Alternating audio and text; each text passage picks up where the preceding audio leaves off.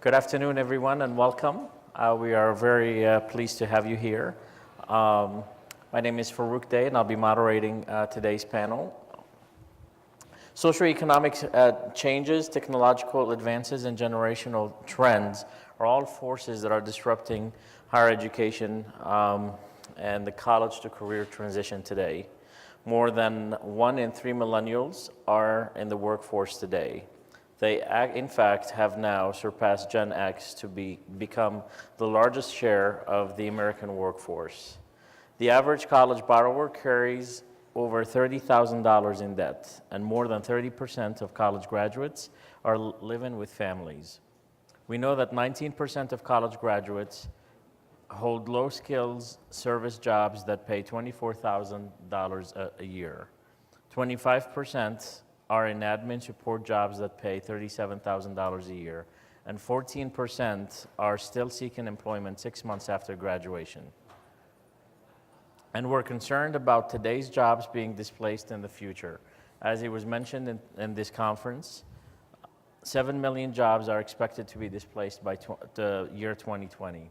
In fact, I just walked out of another session where a Gallup survey listed that 99% of academic officers felt that education or higher education is adequately preparing students for the future, yet 13% of Americans feel that way, and 11% of industry feels that way.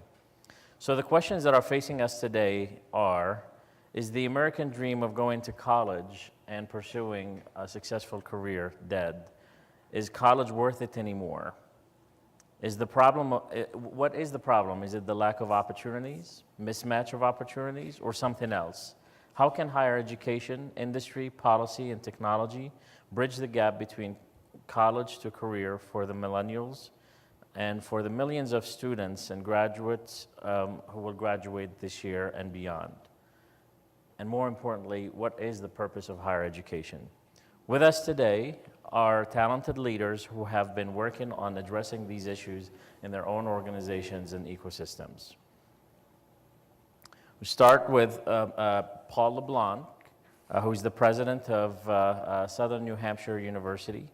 Under the 13 years of Paul's direction, Southern New Hampshire University has grown from 2,500 students to over 80,000 students. It is the second largest nonprofit provider of online higher education in the country, and the first to have a full competency-based degree program. In 2012, the university was number 12 on the Fast Company magazine's World's 50 Most Innovative Companies list, and was the only university included. Paul won the 2015 New Hampshire Entrepreneur of the Year award. Forbes magazine has listed him as one of its 15 classroom revolutionaries and one of the most influential people in higher education for 2016. Pulin Sanghvi is Executive Director of Career Services at Princeton, where he's leading the structural reimagining of the Career Center. He teaches a career and life vision program based upon a unique model of hypothesis-driven exploration. Pulin has been driving numerous hypothesis-driven exploration. Pulin has been driving numerous strategic initiatives focused on creating personalized matching between students, alumni, and organizations, including the launch of a new social networking program and platform for Princeton community. Jeffery Moss, who is today sitting in for Liz Wessel from Way Up, and she's been sick, and we send her our best thoughts, and I think one of her team members, Michael, is here, so shout out to Way Up. And we thank Jeffery for stepping in at last minute, is the founder and CEO of Parker & Dewey, a company focused on addressing the challenges associated with college to career transitions through micro-internships. He announced a partnership with Purdue University, the College of Liberal Arts, through which their students are working on short-term professional paid micro-internships while still in school. And Josh Nestor, right next to me, is a director at Seek, which is a $4 billion listed global leader in online employment and education present currently in 20 countries.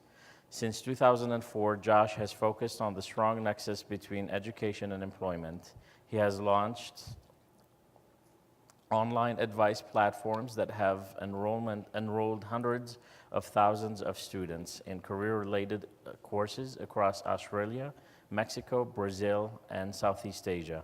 And Seek has invested in and grown organizations that deliver innovative online programs with career impact. And I will be your moderator today. I'm the Dean of Career Education and Associate Vice Provost at Stanford, where we have been redefining the conversation of the purpose of college education from being about jobs to meaningful work, from transactional services to an integrated curriculum that builds connections, communities, and we launched a life design lab that teaches Design Your Life courses based on design thinking principles. Please join me to welcome the panel.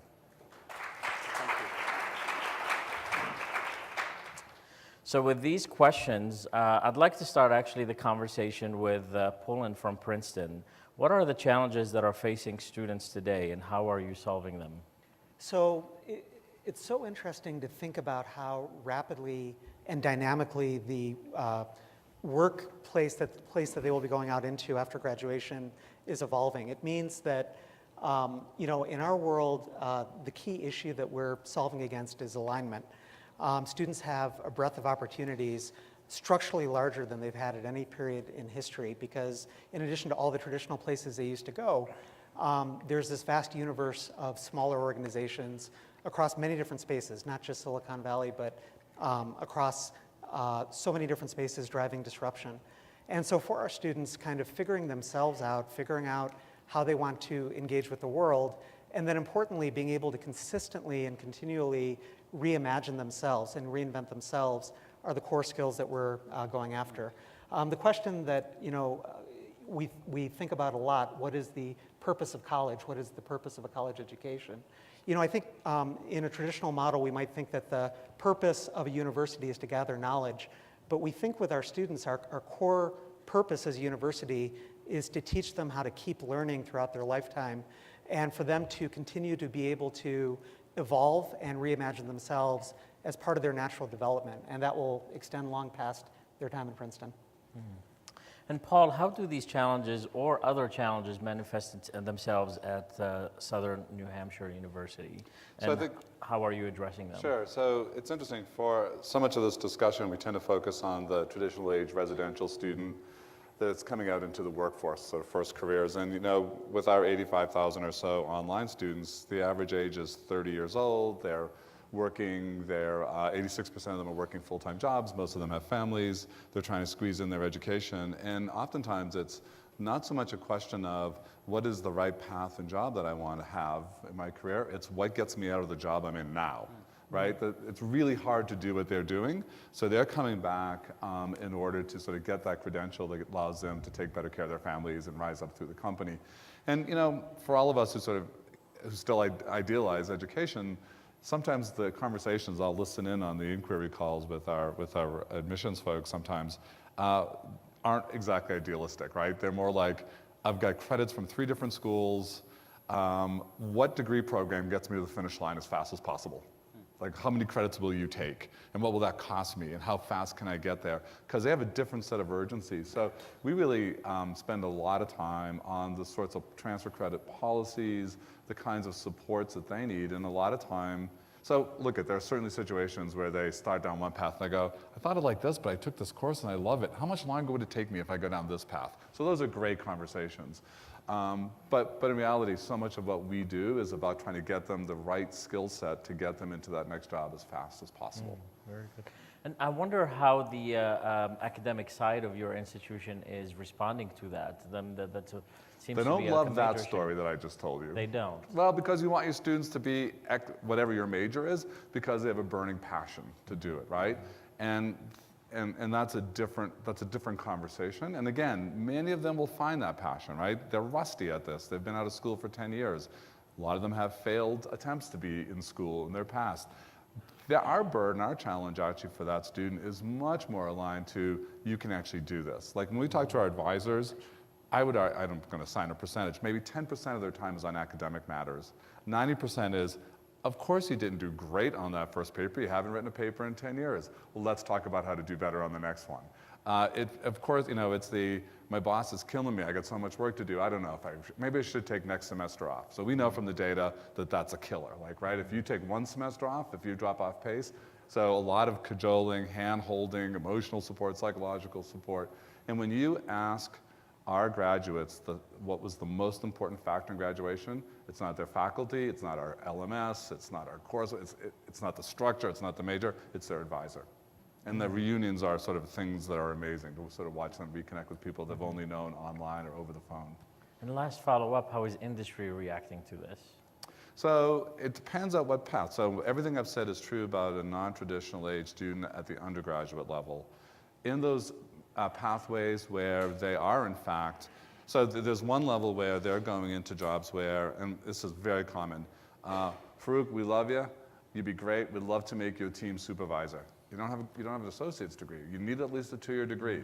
And Farouk says, like, get me a 2-year degree, I don't care. So industry says, you get them the credential you needed and that's fine. They do want to know that that credential is genuine, right? They want to know that our graduates have those fundamental skills that they expect in that situation. And then for the jobs that are much more aligned to very industry-specific competencies, they want reassurance that you actually can do the things we claim about you. So they're not surrendering rigor, but they do understand the sort of imperatives that drive them. Very good. So, Josh, you and I have talked about this idea of a disconnect between higher education and industry. Where is that coming from, and what is it about, and how is SEEK responding to that? Yeah, so thanks. There's definitely a disconnect. It varies in degrees by institution, by country. I just want to pick up on something you said before, which made me kind of smile when you said that going to college is an American dream. We operate in 20 countries, and it's a shared dream in all those 20 countries. Right. This is a universal dream, and it's a wonderful opportunity for us to be really tackling this problem. And over the course of the last couple of days, to see the length and breadth of diverse models of sort of private enterprise that's really tackling parts of this problem, it's really exciting. So I think I feel very positive about the future ahead. But what's the problem? The problem is it's best characterized by a McKinsey report study done back in 2013. It was called From Education to Employment. It addresses the youth unemployment paradox. And that paradox is that despite there being high youth unemployment across a bunch of countries, pretty much every country I think has a youth unemployment problem, there's a shortage of entry-level qualified workers. And so that's clearly a paradox. And there's a statistic that really jumps out in that report where the education providers, I think 72% of them, something like that, say we're definitely producing the graduates that industry want and need. The problem is that only 40% of employers actually agree with them. So beauty is in the eye of the beholder.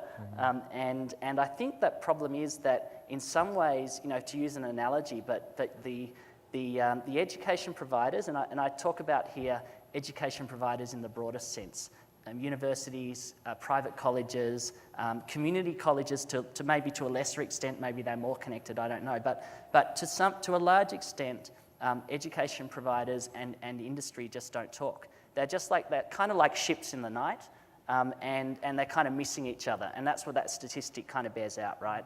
And then there's an analogy that they use in that report because you've got a number of different stakeholders. You haven't got just the education provider and the company. You've also got the student, the parent, the government. So there's a number of different stakeholders that are all traveling down the same road, but they're not kind of intersecting with one another. And there's great opportunity, we think, for businesses, like ours, marketplace businesses that provide transparency and connection. And I think for other private companies, enterprises, to really help to try to connect the dots a little bit for these different stakeholder groups. So it's a problem of communication, it sounds like, that you're describing it as a Well, problem. no, I think there's a lot of problems. I think it's multifaceted. I wouldn't put it down to communication, but it starts with talking with to each other, right? Probably starts, if we use the sort of the design thinking methodology, it almost, because this is probably a wicked problem in some ways, to solve for one individual, it's one of those problems where you don't really know you've solved it until you actually look back and go, well, I've actually solved that. And if you try to apply it the next time, it'll be a completely different solution. So it's a very complicated problem, and that lends itself well to a design thinking approach. But the starting point is acknowledging that there is a problem, right? So actually kind of saying, yeah, I admit there's a problem here. And then you can start to talk and tackle it. So Jeff, is higher education teaching students the skills that are required in industry or the skills of the future? And how is Parker and Dewey addressing those issues? Yeah, they are. The schools are doing it. Again, look, schools can always get better. Continuous improvement, complete believer in that. But I'm sort of sick of hearing about the skill gap. When I hear from employers telling us that they want more individuals with grit and perseverance and communication skills and critical thinking and learning how to learn, our colleges are delivering that. The problem is they're going after the wrong kids. They're not spending the time to understand that a liberal arts student, whether it's at Princeton, Amherst, Dominican, Purdue, you name it, has those skills.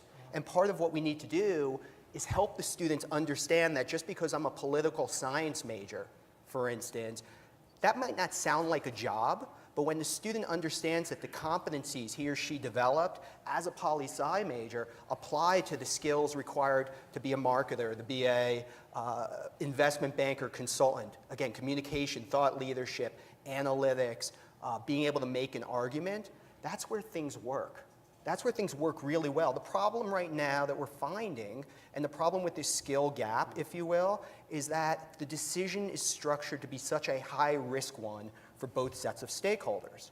One of our first clients was a student who did a summer internship at McKinsey or Bain, a kid from Amherst. And it's incredible. I wouldn't think a student from Amherst would be on our platform, but he finished his summer internship, he got an offer. And he's on our platform because he's not really sure about consulting. He had a good experience, but he's sort of being nipped a little bit. Do I want to go work for a startup? But there was no easy way for him to try it out while he was still in school. It was a high-risk decision to take the job at McKinsey, the same way it's a high-risk decision not to take it. What we're trying to do is provide these students these low-risk opportunities, and for companies, it's the same thing. I mean, look, even summer internship, I hired 5, 6 interns every year personally, and they were all 3.9s from top-tier institutions. And we interviewed, and we used assessment, we did everything right. But at the end of the day, you don't know the fit until you see someone do the work. And what we're trying to do is get employers out of the comfort zone by looking at candidates who may not have the right academic pedigree and show that they have the skills that they're actually looking for. Sorry for the long-winded answer. No, that's, I think that's really good. So can you explain a little bit more about the concept of a micro-internship versus a regular internship? Sure. One of our clients described it perfectly as every company, every organization has the we shoulds and the I shouldn't projects. We should go do market research on XYZ space. We should go look at what competitors are doing. We should go crunch the list for the ASU GSV summit. It's not it's something that should be done, but is winding up on someone's back burner. Or the I shouldn't project. I shouldn't be the one spending 4 hours crunching the list or doing the desktop research on XYZ topic. What we've done is we've tried to create this opportunity to remove all of the friction and create this opportunity for companies to work with college students and recent grads and grad students on these short-term projects. They're all paid, they're all professional. The typical project requires anywhere from 5 to 40 hours total. It's due between a week and a month after sort of it launches. The company sets the time, 95% plus are remote. It's something a student can work on while he or she is still in school. And what's really cool, what we're seeing happen is students going back to the professors and saying, hey, I'm working on this valuation analysis. Can I pick your brain on my approach? They're reaching out to alums and doing the same thing. I mean, I can't tell you how many calls I got as a venture investor, tell me about a day in your life, or are you hiring? Now I'm getting calls from students at my alma mater saying, hey, I'm working on this market analysis. Here's my approach, what do you think? Think about the authentic engagement between me as an alum and the student. And think about the engagement between me and the college. My university is now able to call me up and not just say, do you want to write a check or come to a basketball game? It's, hey, do you have one of these projects? Pick a kid from Indiana to work on it. Very good. So, Pulin, what do students want and what does industry want? Yeah, I think there's a lot of truth to what has just been brought out, which is that we have become so focused on the skills gap in the dialogue of how we're approaching this. There's been this big national pull to kind of believe that skills are everything. And what I worry about with that is that skills, if you thought about this like a chef would, skills are like the ingredients. But part of the art of cooking is learning how to make a recipe out of the ingredients that you have. And so I think as I think about the poli-sci majors or the philosophy majors who are trying to make their case out to the world, and also the employers who are thinking about whether they're the right fit, that mindset of being able to craft the recipe, being able to take what might be unusual perspectives, unusual backgrounds, unusual skill sets, and then think about, well, what is the low-value commodity, the really easy stuff that we can teach in the workplace? What is the high-value stuff that might be unique to that student that can really bring some distinctiveness to their unique brand, their unique identity within the organization? And how can we best harness that so that we have a nation of unique individuals doing unique things within their organizations? And I think that the thing that most worries me about the skills gap, although I recognize, Paul, that we're working with very different worlds, and your world is much, much bigger than the world that I represent. So we have to find where that commonality is. But I think the thing that worries me about the over-focus on skills is that I think we're in a part of history where skills are accelerating in how they go obsolete. And I think that the danger with the coming decades ahead of us is that people who double down too much on single skills will quickly find themselves getting obsoleted. Yeah, So- sorry, just to jump in for 1 second. I started my career as an investment banker, and I was a finance and accounting major. And the first week of banking, we had this class in New York, and it was me next to students from Princeton and Williams and Harvard and you name it. And within a week, they learned everything I learned in 4 years as a finance and accounting major because they learned how to learn. Yeah. And again, nothing against finance and accounting majors, but we're ignoring that opportunity. We're not focusing enough on that. Liberal arts is under attack, and it's unfair, especially when you go and talk with employers. Paul? Yeah, I sit on the Academy of Sciences board on workforce and higher ed, and have been arguing strenuously that we need a major academy study on the coming train wreck. You alluded, I think it's going to be much worse than 7 million jobs. And as you know, there's some studies that suggest 50% of jobs by 2025. 3.5 million truck drivers alone, right? So, what's happening right now is just a skills need that's masking the bigger train wreck, I think. So right now, we need 100,000 truck drivers. We can't fill those jobs. But in 5 years, those jobs are gone, right? And if you think the last election was ugly, wait till you have massive job displacement across the country.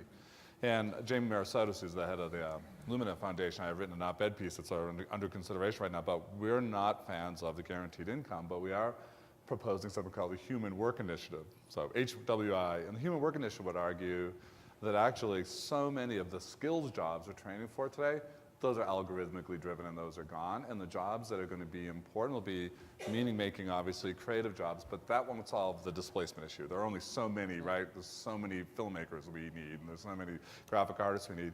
And that in reality, jobs that have been consistently lower paying in America will actually be the jobs that humans do well, that machines can't do, and maybe we need to rethink the whole of this, right? So, and they're super understaffed. Like, we need more mental health workers. We need more care workers for the elderly. We need more early childhood teachers. We need more people in the inner city. We need more public safety people in inner cities that are struggling, or just crime-ridden neighbors. And if you sort of go through all of that, that's just a fundamental policy shift and economic shift. But here's the easy example in which to sort of think about this. It's pretty clear now that Watson and other AI systems will do a better job than your doctor at diagnosing your disease. That's the thing that we always paid a lot of money for, somebody who could diagnose your disease. But Watson actually will do it better. The thing you need when someone, God forbid, tells you have cancer, for example, you don't want Watson holding your hand and saying, we'll get through this together. We don't pay that job very much. But that's actually the thing that humans do unbelievably well, and it saves lives. I mean, literally, right, pulls people through. We know that we have this inverse rewards where faculty at Princeton are paid a lot more money than preschool teachers, yet we know preschool teachers have a lot more impact on the lifelong sort of well-being of children and later adults. So can we get to a place where we start to rethink those sorts of economic models? And my position here is that policymakers are just not even talking about this thing, and it's a disaster waiting to happen. So I think we're going to have a dramatic redefinition of the skills gap, and liberal arts majors are going to have a lot of these skills in abundance, and the guy sort of finishing your taxes for you, sorry, what are you doing? So how do we have that conversation with parents of college students and with students who are, and with families who are paying a lot of money for these liberal arts degrees and don't have a lot of confidence in them? Yet the message that you're saying, Pulin, that all of you are saying, we all hear it, but how do we communicate it?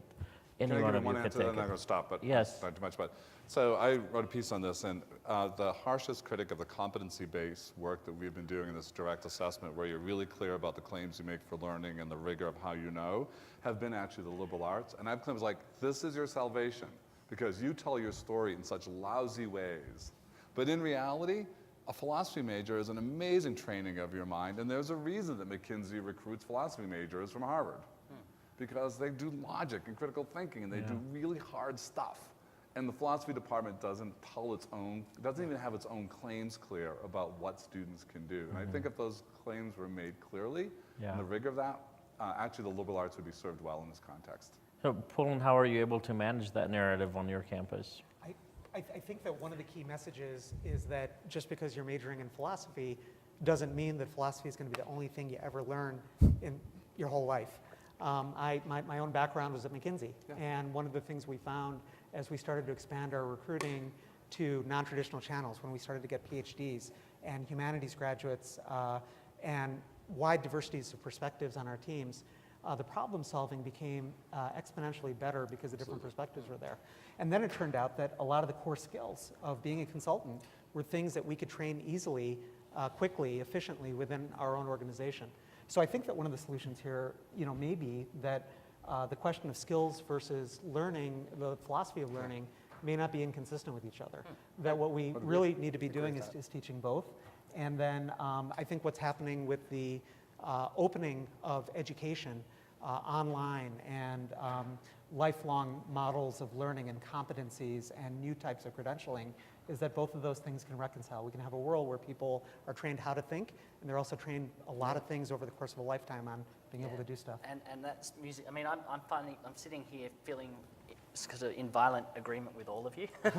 and what I'm kind of wishing is that you could take, the idea of kind of sort of short-term readiness around employment and leaning in on different opportunities early in your studies and getting some experience and helping that to inform your next step and work out whether you're on the right path, coupled with, sort of what Ivy League and great universities do, which is teach their students how to think, and that's what they see as their role, coupled with a really solid skills-based education built around competencies that gives you a job at the end. Why can't a degree do all three of those things? And that would be the new degree, wouldn't it? But they are.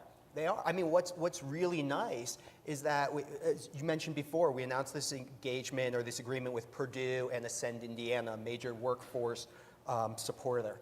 And why Purdue was excited is they're doing just that. They are going and using these short-term projects. They're using them for students upon enrollment. Yeah. So freshman, sophomore year, they can start to work and see how what they're learning in these classrooms apply, so they can go tell their parents that they worked on a project for a venture firm or for Google or Facebook or Microsoft. And then what we're able to do is take the data from that project and let the schools know how their students performed. That we can go back using real data, real-time information, and say, you had 10 kids work on projects, the feedback is really good in these areas, but you need more help here. Yeah. And you can do it when it's still actionable. It's not after graduation. But again, the whole trick is to do it in a way that you're not actually disrupting post-secondary. Because if I went to David Reingold, the Dean of the College of Liberal Arts, and said, I have this great product and it's going to change the way career services works and alumni engagement. And by the way, we're going to get into the world of the academic sort of program. I get laughed out of the office. So what we did is we said, hey, we have this little thing. Let your kids work on projects. And if your career services wants to use it to go get new employers onto campus, great. And if your professors are willing to engage with us and use the data or even open office hours, great. And if you want to use it to engage alumni, great. And we took that approach, and it doesn't cost them anything. And again, it's very different because the universities are incredibly intelligent, and they see the benefits. And again, it's got to be done in this low-risk way. It can't be a multi-million-dollar commitment because then you're going to get lost in a bureaucratic quagmire. So the answer's already there in existence. I think the issue is maybe that it's not universal. It's sort of in very, you can point to pockets where it might be done very well, but we need to scale this across the whole landscape. And one of the hardest things is getting employers out of the comfort zone, because employers still look at the academic pedigree of someone coming from Princeton dramatically different from Southern New Hampshire. And the question is, should they be? How do they? Sorry. What? A little bit. But the question is, how do you get that HR leader, the one that wants to drive diversity and inclusion, the one that recognizes the value of the individual that was first generation and bootstrapped him or herself through a program at SNHU while working full time? How do you get the HR manager to go to a hiring manager and say, hey, don't recruit that 4.0 from Harvard, take that 2.8 from Southern New Hampshire? How do you make them want to do it? For 10-week internship, they're going to say no. Yeah. They go back to the flawed models. So this is a really good question to Pulin and Paul. Why haven't we been able to leverage technology within higher education and these innovative external ideas and programs to scale up our efforts to solve this problem? It seems like there are plenty of ideas around, but there seems to be a problem because we're not able to use them at scale. What's the disconnect there? I think the first thing I would say is that I think that brands and sort of the institutional credentialing that you spoke of is deteriorating rapidly of its own volition. And I think what's supporting that is a couple of things. I think the first thing is that the way that people are becoming much more specialized and differentiated in their identities means that that sort of general brand that you get when you graduate college becomes much less important as you start progressing through your career and you start becoming defined by unique themes. One of the things we talk with our students a lot about is that they need to start defining themselves thematically rather than by where they work or what they do, because as they get more into their careers, they start to move from a sort of exploration phase into a phase of specialization and then into a phase of mastery. What they're going to be defined by is their unique identity. And I think that the other thing that's really happened is that I think Silicon Valley has upended this idea that where you went to school defines what you know how to do. And because technology is making it easy now for you to do what you know how to do, to maybe disrupt other people who may have all the brands and credentials, I think that that's a major dynamic that's changing perceptions of things. That doesn't mean that I don't think that brands still carry a lot of weight in a lot of situations, but it does mean that I think that that era is going to change quickly and at an accelerating pace, and people are going to have very personalized identities. Yeah. So I think, I think we could spend a long time unpacking this problem because there is a bit of a perfect storm here, right? So the drive towards more skills and hard skill jobs, et cetera, very much a reflection of the Great Recession. People weren't getting jobs. I mean, you think of the bloodbath that was, graduation rates and job placement circa 2011, right? 50% of new college grads weren't working. So that, I think you have that, and then you have the sort of enormous changes in the nature of work that we've been talking about more than once. So it's not clear which jobs and careers I should follow. So those bets now feel much more anxious. And then you have a sort of cost issue, right? Which is people's home equity was evaporated. There's a lot more consciousness about loans. I don't know, you mentioned the statistic of $30,000 in debt. No one tells me what the right level of debt is. Because our finance majors can handle $30,000 all day long. Our early ed majors can't. And how you think about that, I think, has to be unpacked as well. Against all of that backdrop, there are technology answers that I think are proving and helping scale. Like, if you're building curriculum today and you're not using Burning Glass or any other big data analytic firms that will really help you hone in on what exact competencies and skills you need for a job, it's a revelation. And Matt is here, you know, I'll channel Matt from Burning Glass, who would say to you, look at, your English majors triple their job options with just 4 additional courses. And when you say that to our traditional faculty in the English department, they're like, that sounds good, but I don't teach those courses, and I really kind of love my curriculum as it is. And I think we have a real problem with just, if you think about on the supply side, the way curricula are developed, the length of time, how hard it is to change it. In a world that's going at this velocity, there's just a fundamental structural disconnect. And that's why the new non-traditional providers, I think, are stepping in and kind of addressing the gap in many ways. So I think you've built a higher education system for the 19th century, and we're wondering why it doesn't do a good job of aligning with the velocity of change in a workforce that's kind of blowing up. I think that's a hard one. Yeah, well said. And what I would add to that is that it's not a very agile industry, higher education. So it makes it very difficult for newcomers, for startups, for emerging companies that want to make quick change and impactful change to really infiltrate. So it forces people like Jeffery to have to reposition his own narrative in order to get in versus really coming in and make transformational change. How are you experiencing that, Josh? Yeah, I mean, I wanted to pick up on something that Paul mentioned, which I really, again, I'm finding myself agreeing with everything that everyone's saying here. Really. I'm sorry, guys. I'm really hoping that something will come up that I don't agree. I'll just jump on it straight away.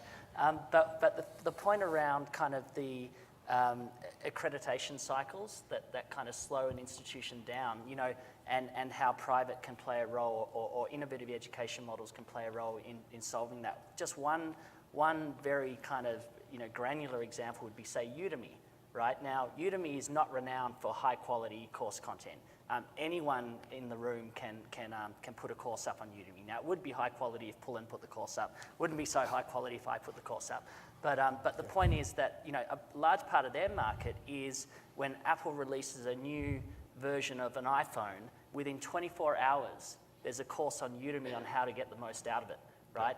And so a 24-hour course development cycle compared to, I don't know, in Australia, a private university, it takes 3 years to get a new course through the development cycle, and then you're not allowed to change it for a further 3 to 4 years. So if you think about that, you know, that's a nightmare. For universities, they have self-accreditation. I don't know if it's the same in the US, but there is an opportunity there for at least to work to cycle through quicker. But I'm not sure that opportunity is being taken as much as it could be, and that's opening the door for, you know, boot camp providers and other unaccredited models, as well as obviously the sort of the MOOC style of courses, which unfortunately don't carry certification and accreditation today. But we need to find ways to get around the regulation to speed up course development to kind of make things move faster. Now, I don't know whether that... No, that's good. And Jeff, you seem to have a reaction to that. Yeah, I mean, on the the boot camps and coding academies, I think they're fine, but they're not a solution. I mean, kids are graduating with whether it's 30 grand in debt or $200,000 of debt, asking them to spend X amount of time and pay Y dollars to go get more. That just doesn't seem like the right answer. It seems like we're just kicking the can. Now, a number of colleges are getting more innovative through partnerships and other relationships with them to add that content and add that curriculum, which is great.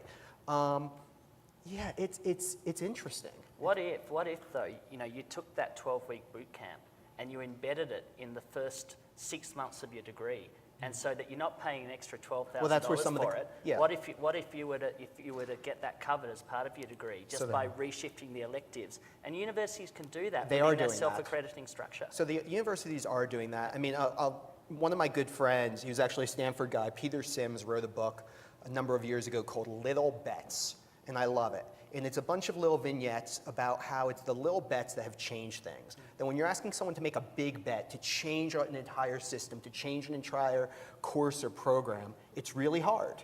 And there's a lot of issues with it. there are ways universities can make these little bets without fundamentally, again, changing the courses. There are ways that when you talk about if they have these 3 additional courses, there's other solutions beyond just adding more courses to the guide. There's ways that you can teach those fundamental competencies that are tied to those 3 schools without uprooting it. How can universities make these little bets? How can they try these things out in a way that, again, doesn't risk the brand? I would argue that the opportunity exists today, thankfully, for individuals to place those little bets. You know, the fact that That's you true can too. enroll in a boot camp, you can enroll in a free MOOC, or they're no longer free, but you don't have to pay much. And then that might get you into a part-time job, et cetera, an internship. You know, there's that Jim Collins kind of concept, regardless of what you think of Jim Collins, but there is that concept of, you know, firing a few bullets before you fire a cannon. In my mind, you know, getting a degree is firing a cannon. It's 4 years of your life, it's probably $100,000 investment.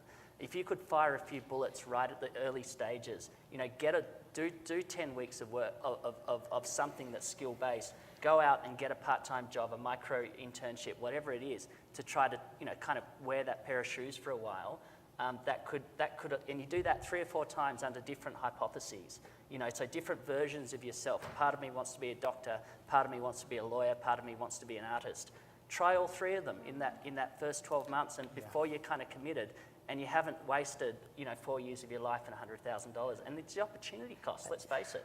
That's the biggest You know, cost. we've built an industry that high stakes. This is for the traditional undergrad. 4 years of investment, and that used to guarantee you sort of 30 years of stable employment at one place.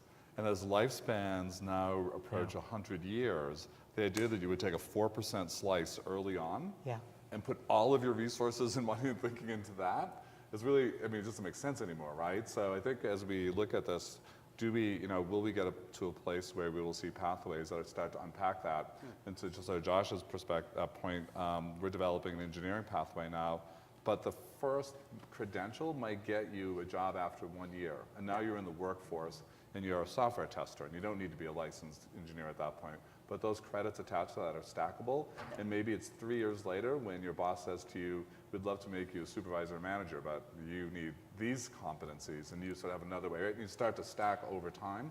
And the problem with that for most people is not the question of what skills and what jobs and that notion of tailing out the work. It's that the other thing that traditional college does, it gives 4 years of coming of age. And that's got nothing to do with the skills gap, but that's what a lot of college choices are about. It goes back to skills gap around communication and teamwork and all of those things you get that you don't get in a non-traditional. But you go on so many college tours with a high school kid, what are they asking about? So they don't ask a lot of questions in my experience about the academic program. They kind of look around and go, looks like college, a lot different than high school, this looks good. So tell me about the climbing wall. Let me know, like the famous infamous climbing wall. But more seriously, like, no, do you have JV field hockey? Because I don't think I'll make your varsity team. And when will I get a single room? Because I never shared a room at home. When will I study abroad? Will it be Germany? Because I took a German class. And all of those questions are under that sort of general bucket of coming of age. That's become a very expensive proposition now for most families. Like, can we really afford 4 years of that? And if someone's going to unbundle the academic skills question, including soft skills, what we call soft skills, and sort of critical thinking skills, et cetera, from the coming of age, and when we unbundle that, you'll see some dramatic new But that points out then that this is not an either or choice, and something where, you know, within Princeton's ecosystem, we, I think, will always be bound to a 4-year model of education. It's just a core part of what we do, and that ties to the coming of age, the learning of things.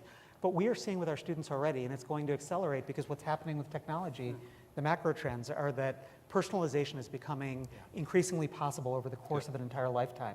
Matchmaking is becoming increasingly more sophisticated. So as people personalize their identities, as they start to build unique parts of themselves, their ability to find the perfect opportunity, the perfect person to talk to, is rapidly accelerating. And then, Paul, as you allude to, credentials are accelerating maybe at a slightly slower pace than that. They have to keep up, and I think the reason it's going a little bit slower is because places like us are slow to accept it, and I think that higher ed is generally. Higher ed is general. Yeah. And so. Yeah, but I think all these points tie back to your point, which is ultimately the individual's taking ownership for his or her sort of pathway and learning, and they're going to learn in the way that they think is most appropriate at the right time. They're not mutually exclusive. I can still get my degree from Princeton and decide a year in, hey, do you know what? I'm really interested in marketing analytics, and decide to sign up for a MOOC. and that's okay. Yeah. Yeah. Right. And it's not only okay, it's going to be necessary. Oh, yeah. Because we see even with our computer science graduates today, and we've talked about this, that what they're learning in the classroom sometimes doesn't completely map against the very specialized thing they're going to be called to do on in the workplace. Yeah. They may have to supplement what they learn in the classroom anyway. So it gets back to that idea that if we can teach how to learn, and then there are a lot of channels on what to learn, Yep. that is a self-supporting dynamic that can lead to good things. Well, this was a talkative bunch. It wasn't very great. So we're at the end of our time. I have one final question for the group. What is the future purpose of higher education, and how will it meet the standards and needs of the future economy? And that's for all of you. In the closing moment of the So, I mean, we've talked a lot about skills. So a lot of what people pay for in higher education is the tools and skills that will allow them to better their lives, right? Yeah. Better jobs, better careers, follow my vocation, follow my passion, et cetera. What's been lost in so much of this conversation is the sort of societal good, the ability to be better human beings, presumably, and, all of the things that we know to be true, that research shows to be true. But I think higher education is generally asked to solve one primary problem at a time. And post-recession, the problem we're still being asked to solve is the job alignment problem. Yeah. I think that problem may shift again. Before the recession, the problem was access.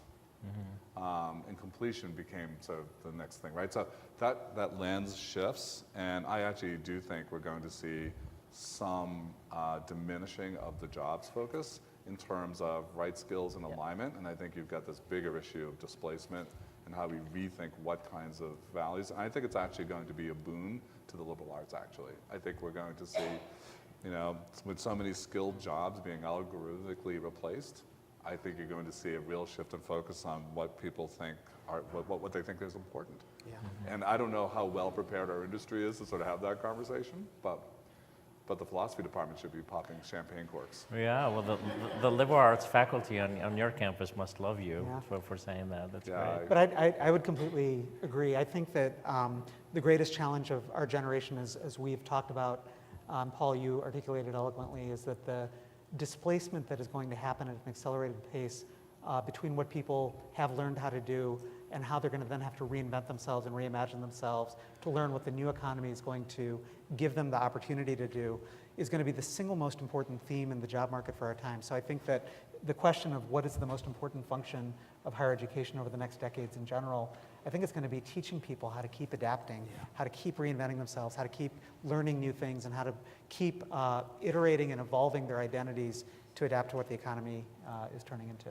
Yeah, I would agree with everything said. The one thing I would add is I think we're going to see more experiential learning. I mean, we named the company Parker Dewey after Francis Parker and John Dewey, who were sort of the thought leaders in experiential learning. And not experiential learning meaning you're going to have to learn Python and then go do a Python project, but experiential learning in the way that we described before. Teaching the philosophy major that he or she can apply what they learned in the classroom into the real world with a real job. I think we're going to see more of those opportunities become embedded within the traditional curriculum. Look, I think that I agree again. I think that what was really described to me is more a strategy of how, to keep people ready and adaptable. I think the purpose of higher education, there are lofty goals around societal goals, but I think from an individual, the purpose is upward social and economic mobility. Yep. The reason people go to university or get an education is to better the lives of themselves and their family. It's a very individual thing, and I think that's pretty universal. It's not an American dream, it's a global dream. And my final 2 cents that I could get in this conversation is that in addition to what is the purpose of higher education is at what cost and at what scale, and how we can scale it and how we can bring the cost down. because I think that that's also part of the big problem.